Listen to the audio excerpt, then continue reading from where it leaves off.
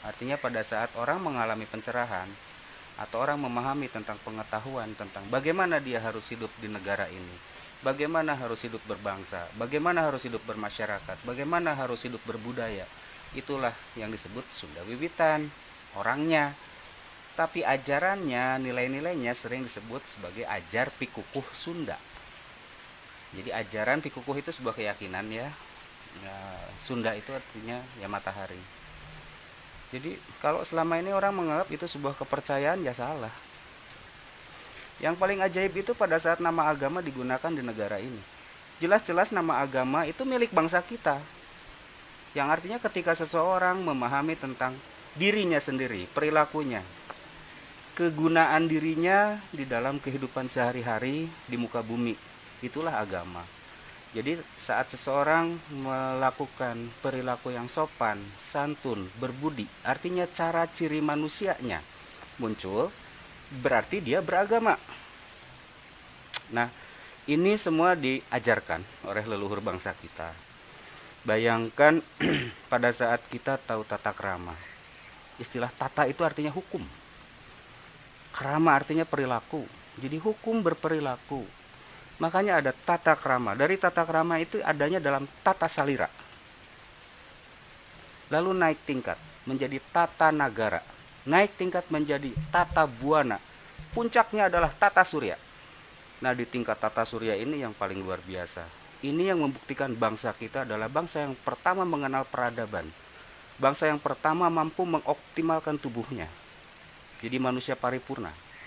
Makanya bahkan banyak keajaiban pada diri bangsa Indonesia pada zaman dulu. Kita pewarisnya, ilmu pengetahuan dari bangsa Nusantara itu. Ya sayangnya selama ini ya dilecehkan di negerinya sendiri, di tanah kelahirannya sendiri diasingkan.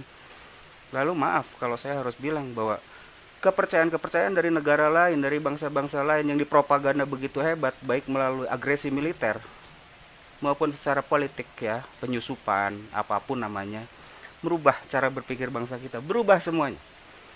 Bukti kerusakan dari datangnya mereka apa? Hilangnya kepercayaan diri bangsa kita karena disebut animisme. Apa yang terjadi? Habis hutan, sungai kotor, semuanya rusak. Karena bangsa kita merasa malu disebut animisme. Malu disebut dinamisme. Padahal emang kenapa kalau animisme? Justru dengan animisme semua dijaga. Hilangnya rasa itu, pengertian yang negatif dari kata animisme, dinamisme, yang dinegatifkan istilah itu, akhirnya rusak cara berpikir kita tentang alam. Dan manusia pada akhirnya menjauhkan diri dari alam. Manusia seolah-olah lebih hebat dari kesemestaan ini. Bohong.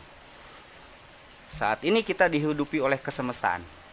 Manusia dihidupi oleh alam. Kita tergantung makanan, kita tergantung minuman, kita tergantung 4 unsur inti kehidupan. Apa hebatnya manusia? Tidak ada. Lalu tiba-tiba manusia ingin memisahkan diri. Wah, ini hebat sekali.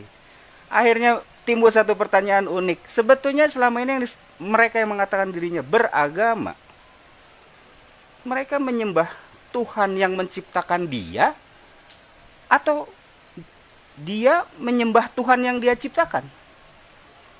Ada bedanya.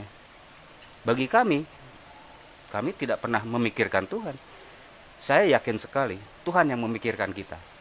Hebat amat itu manusia mikirin dia. Ternyata Tuhan bisa diciptakan, kan ajaib. Enggak, Tuhan tidak diciptakan. Tuhan yang menciptakan kita. Buktinya apa? Kita tidak diberi kekuasaan apapun oleh dia. Dia yang berkuasa atas diri kita. Itu yang disebut manunggal ingkaula lan Gusti. Apa kalimat ini jadi bukan kalimat yang hebat? Hebat, dahsyat sekali.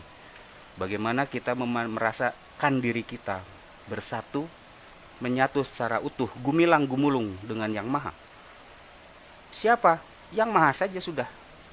Karena bagi ajar pikuku Sunda, dia tidak boleh terciptakan. Cipta itu pikir ya. Dalam bahasa Arabnya fikir. Bahasa kitanya cipta. Dia tidak boleh terciptakan. Segala yang terciptakan terucapkan tentunya.